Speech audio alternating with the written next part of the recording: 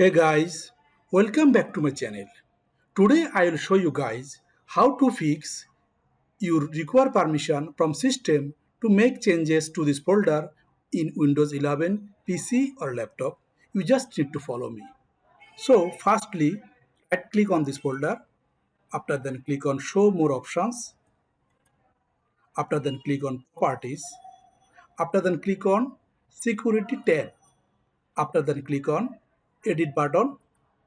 After that click on add button. After then type over here everyone. After then click on check names and after then click on OK. Now you see everyone is here. So click on everyone and after that click on full control. After that click on apply. After then click on OK. After then click on OK and your problem will be solved.